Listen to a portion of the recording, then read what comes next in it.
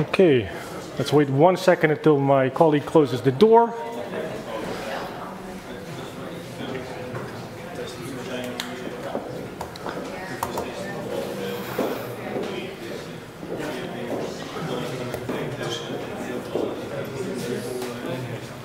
Full session.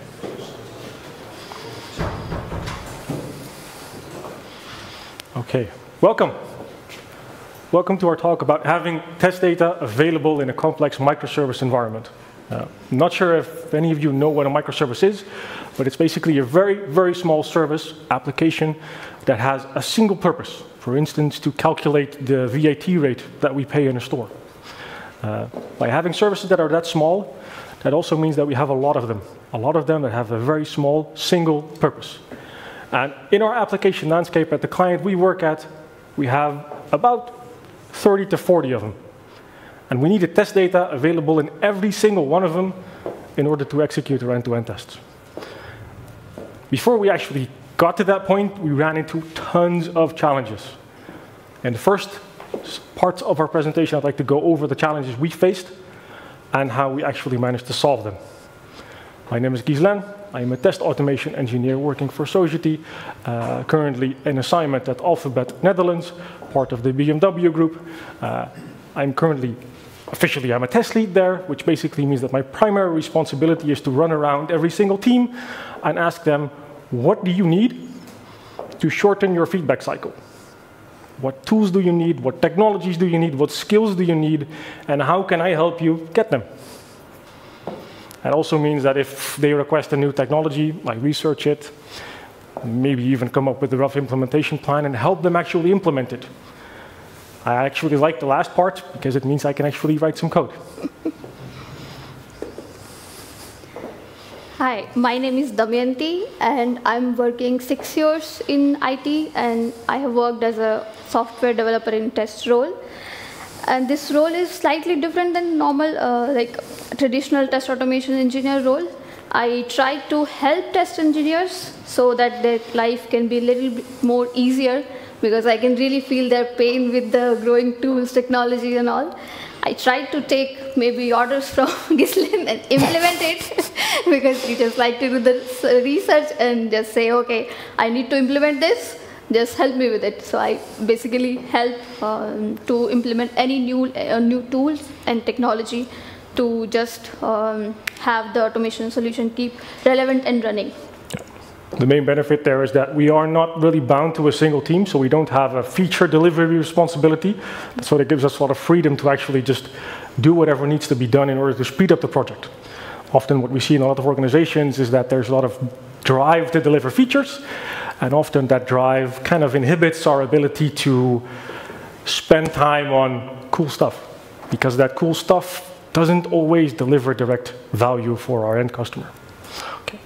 Before starting off, let's set the context a bit. Alphabet is a leasing company active in 31 countries, offering a wide range of services like operational lease, car rental, car sharing, the traditional leasing services.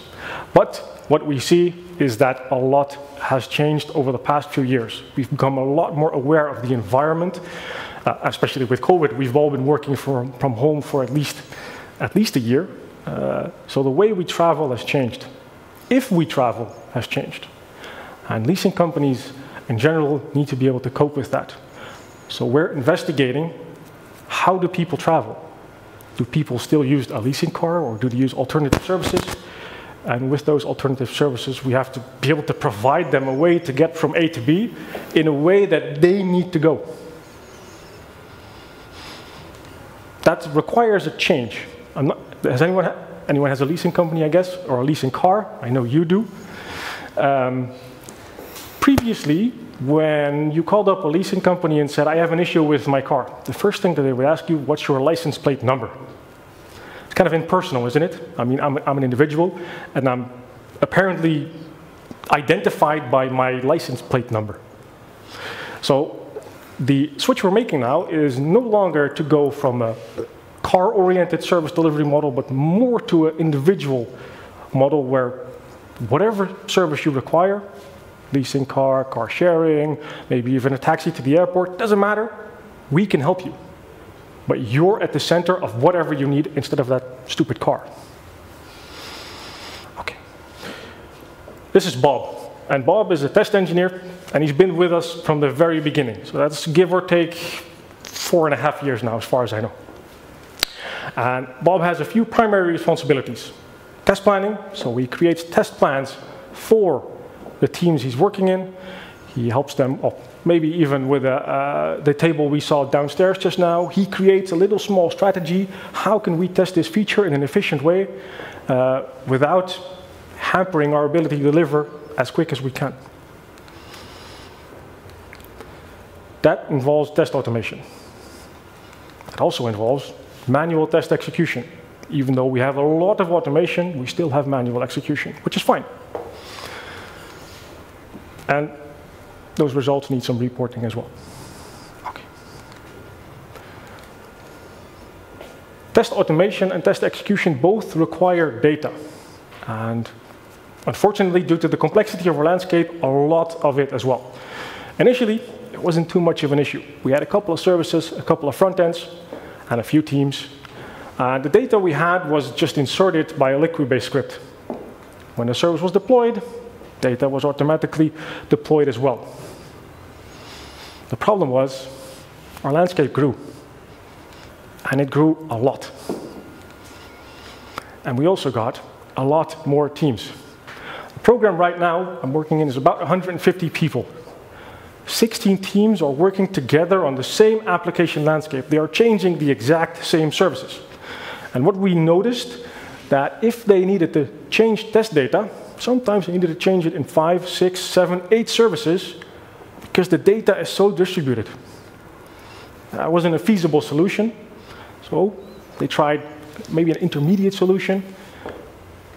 But first, the downside of the approaches we saw. Test development was taking longer and longer and longer because we needed to first identify which services contain the data I need,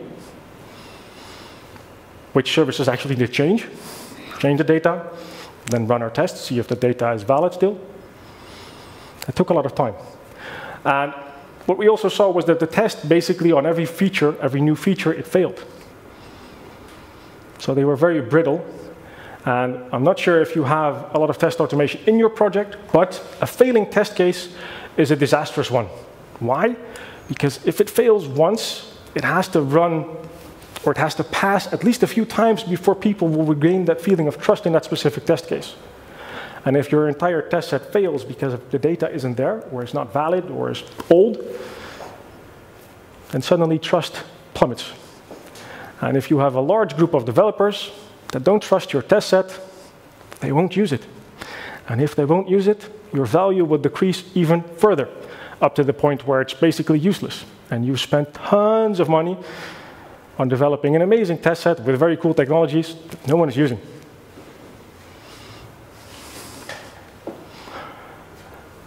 An intermediate solution was to actually extend our end-to-end tests to ensure that they as well set up their data. While it works, it was slow. The benefit was we had more data quality because the data was inserted through the UI, which was then validated by our services before it was inserted into the database. So the data quality increased, but the execution time increased dramatically as well.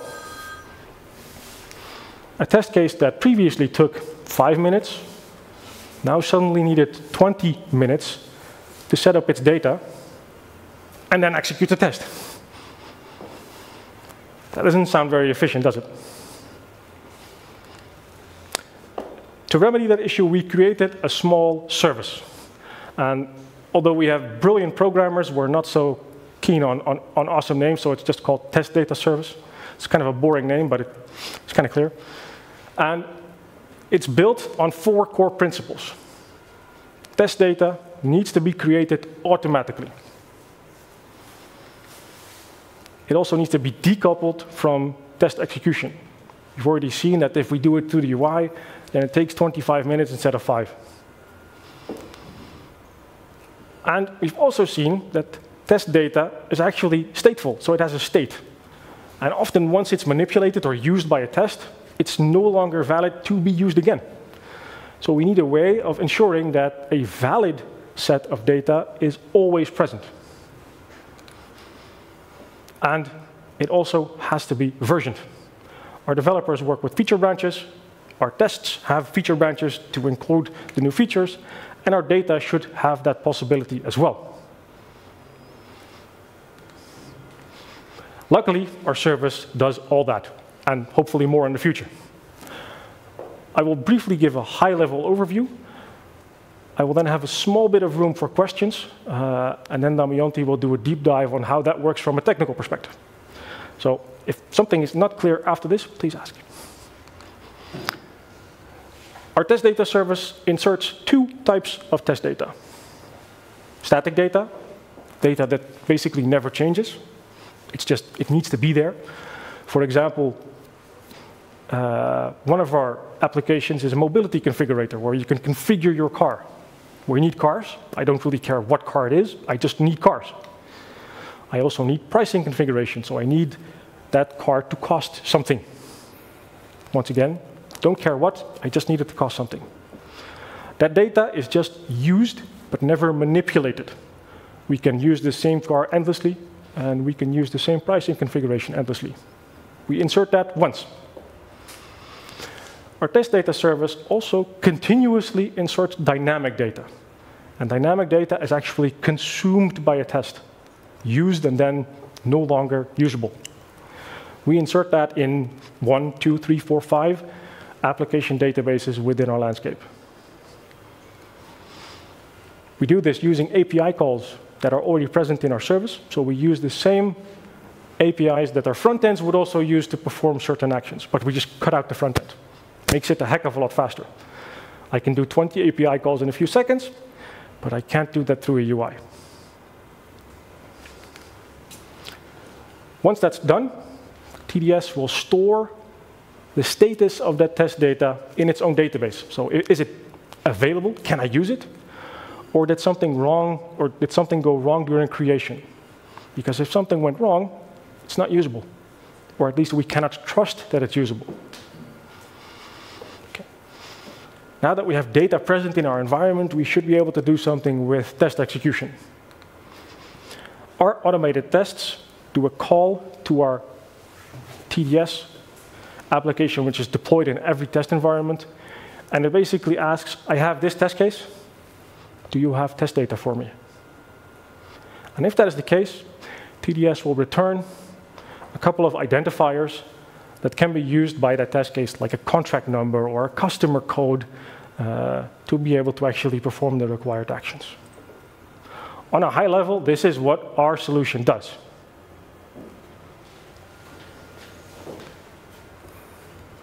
Thank you. Any questions so far? Any questions on the overview, indeed?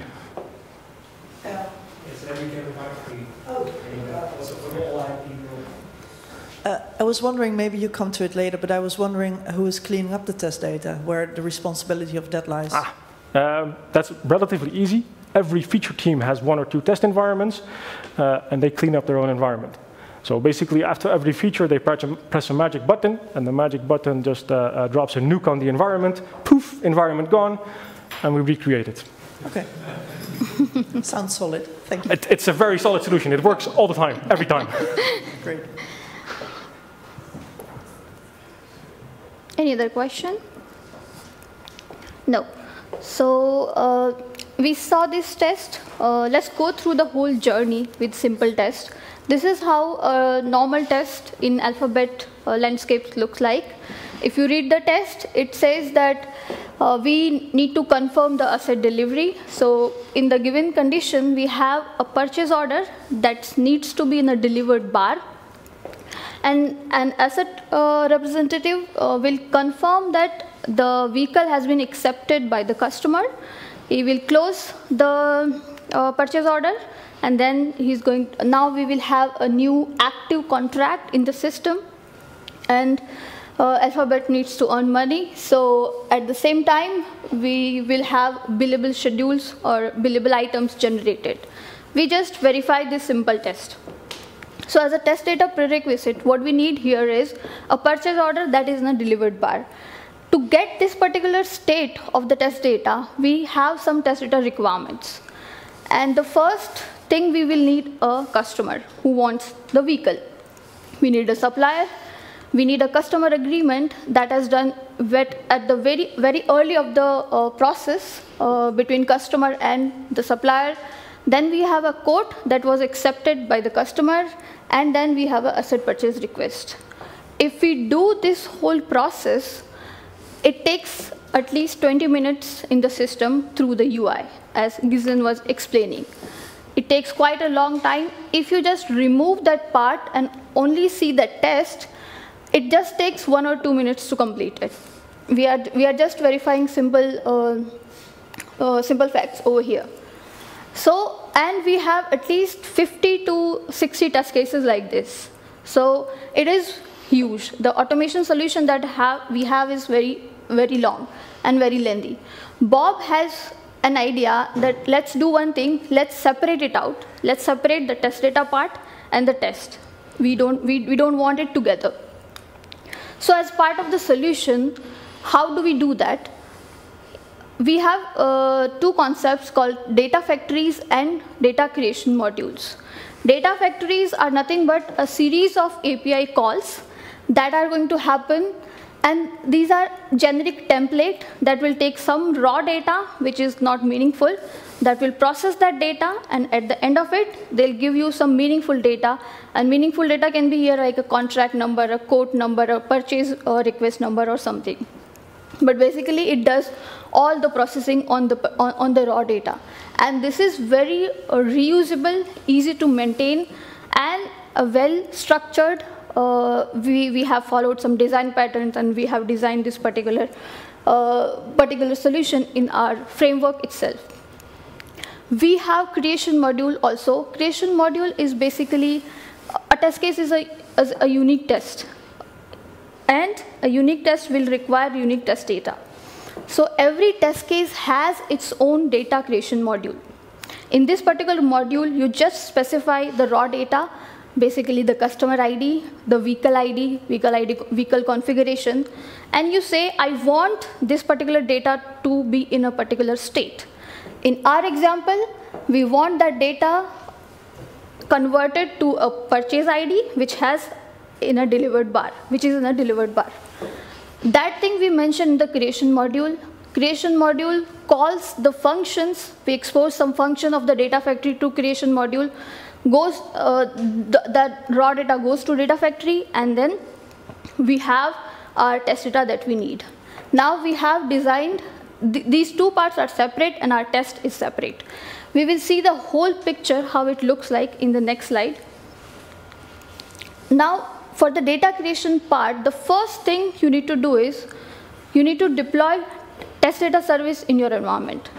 Alphabet has 20 test environments, and every test environment has its own TDS deployment. Once we have deployed TDS, we need to register test case. TDS needs to know what test it wants to generate data for.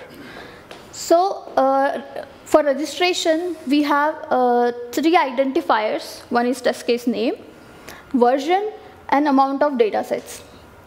Test case name is basically our scenario name, confirm asset delivery, which has a particular formatting. This you can imagine like a primary key between our framework, data creation module, our test, and TDS. All these 3 components has to know the test ID. And version is basically to have a version data, test data, like it was the requirement feature team are testing with their own branch. They want their own data for that particular branch. You have that option using the version identifier. And the amount of data sets are 5 here. So what does amount of test data means? We need a purchase order which is in a delivered bar. So if we specify 5, TDS is going to generate 5 purchase orders that are delivered bar. Once you register it, TDS knows that, okay, I have some test, I need to see if I can generate some test data for it. This is simple REST API call that you can do through the Postman. We have Postman project as well. We have automated build, which can also trigger all the registration process that we want. Once we take this request to TDS, TDS triggers a Jenkins build. This build is basically the creation module that we just saw in the previous slide. These are Jasmine tests. And if you see the modules, it's like one-liner. You can really read it and you can really understand what is happening in this.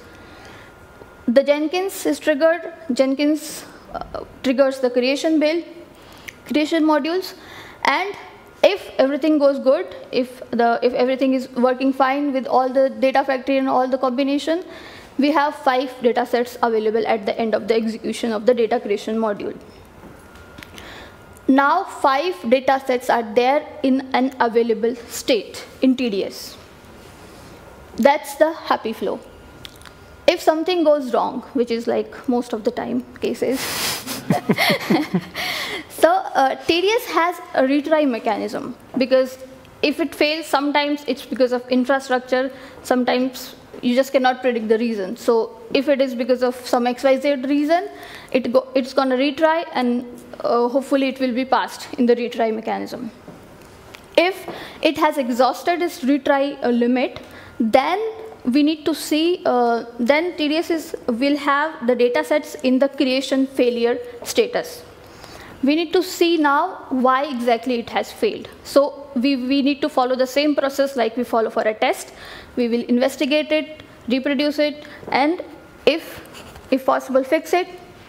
Otherwise, we have to go to the developers and log the defect and follow the normal procedure. I think the beauty here is that because we're using plain API calls to set up this data, if data creation fails, it could very well be a functional issue. Something could just be broken. So just follow the regular bug process, investigate, fix it if possible. Maybe it's a fault in our module, maybe it's a functional issue in the application. Could be both. Now we have created the data. The data is in available state. This particular first statement, which was taking 15 or 20 minutes before, has been now just reduced to a single REST API call to TDS, where it just says, I want test data for this scenario. This particular call goes to TDS. TDS is going to recognize that. It says, OK, I'm checking this particular test ID I have 5 data sets available for it. No problem. Supply the data to scenario. At the moment when it is applying to the data, test picks up the data and just continues like a normal test would. The next part, in parallel, what TDS checks is, initially at the registration time, I had a request of 5 data set available. Now 1 data set has been utilized by the test. So the state of the data goes to in use. TDS is going to recognize that fact, and it will say, I need 1 more test data because my count has been down to 4. I need 1 more. Parallelly, it is going to trigger the Jenkins. Jenkins is going to trigger the creation module, and you will have 1 more test data available for your test. So this is also asynchronous. They are nowhere related. The concept is you should always have the data that you have requested. If you have requested 5 data sets, it will be 5 data sets always there. It can be 2, 3, 4, or n number of integers that you want. Once you have the data, test continues, test fail or passes. If something goes wrong, let's suppose your data creation has failed, there was no test data available, then TDS is going to know or send or tell the test that I don't have any test data available for this now. Here you see the data set is 0, so TDS cannot serve data to test. TDS is going to return a good error message that, oh, no data available. If at the time of registration something went wrong, that also TDS is going to tell, I have never registered a test ID like this, I don't know about it. So TDS has really good error handling in that situation, and we will check in the test. In the test, the error is logged, so we can just debug in the test and see what went wrong. So this is how the data consumption goes. Yeah. Okay. I just heard we have 5 minutes left, so if I hurry, I should be able to finish within the 5 minutes. If we look at the entire solution, Bob and his team with TDS have managed to decouple test data creation. It happens asynchronously. We do this during the night, and we can create large amounts of data without actually anyone running into any issues because we're all asleep. It's automated. It's just a job that's triggered automatically. No manual actions required. It is now stateful, so if it's used, it can no longer be reused and will be recreated. It is versioned, and it's continuous. So whenever we need new data, it'll just be recreated. The gains we've made there is test execution time has decreased by roughly 50%. I heard it in a previous presentation by Erik. If your tests take too long, the developer will just continue. He will see, this takes an hour. I can just start building the next thing. We have very short attention spans as humans, which is fine. We just need to use technology to actually work with that. We've noticed that our stability has increased dramatically. Previously, creating data took a long time, and by nature, end-to-end tests are relatively fragile because a ton of things can go wrong. The UI can be a bit slow, so the test doesn't wait long enough. We can have a timeout, so a lot of things can go wrong. The stability has increased dramatically from around 20% to 90%. The same goes for passing test cases. If a test case now fails, we can safely say this is most likely a functional issue, where before the statement would be, the test failed, it must be flaky. And if that is the generic statement within a project, that's a big, big problem. Because what they're actually saying is, I don't trust the result of this test suite. And if we, as development teams, don't trust the result, how can we expect our business to? Luckily, we're working on the trust.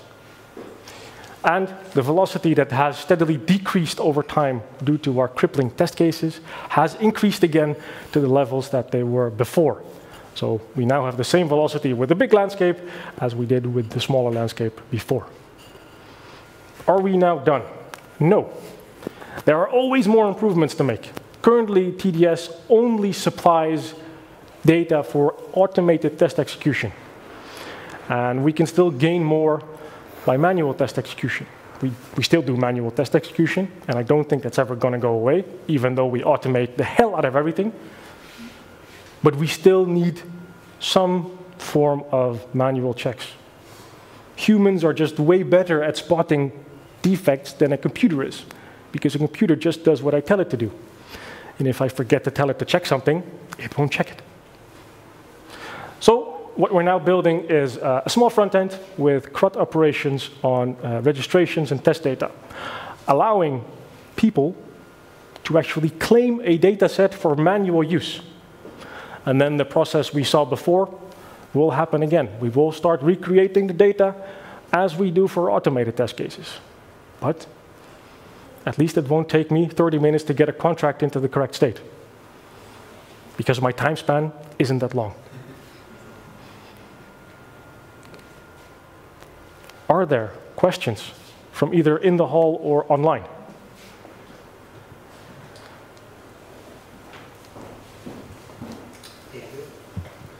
Evening. I was wondering if you really need a test set with a data journey, so to say. Is that also incorporated in this solution? Yes, basically all our data sets have actually gone through a journey to the entire application landscape. So we start with a customer who needs an agreement to be able to do business with us. For that specific agreement, we have to create a quote to actually offer you a service, which costs money. And then we have to somehow get that service to you. And we use the same data set throughout the landscape. So that data kind of makes a journey through our landscape. And it has to be correct in all those different services that we have. And unfortunately, often we see if it's incorrect in a single service, that usually leads to issues. One last question.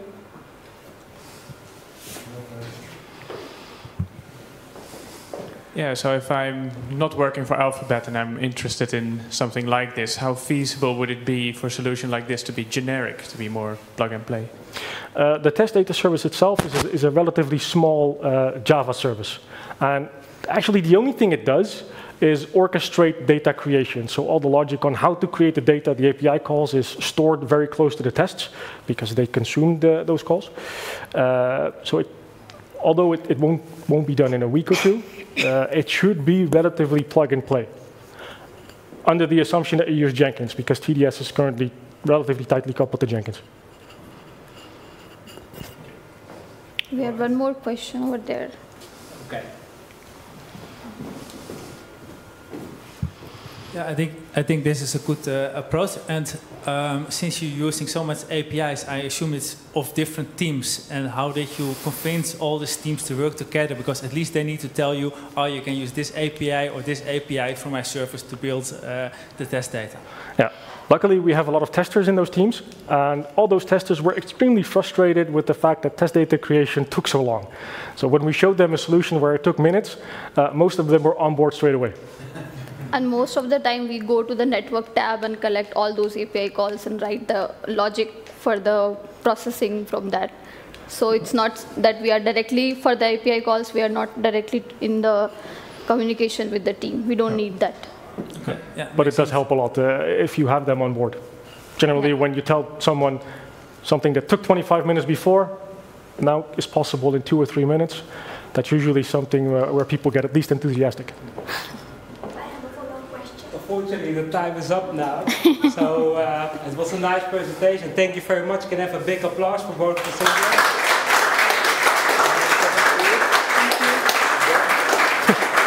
Thank you. All right, you can stay here or switch to the other presentation. This one is test automation and low code on a new perspective. It's Dutch. So you can stay or you can go to the other. Yes, thank you for your attention.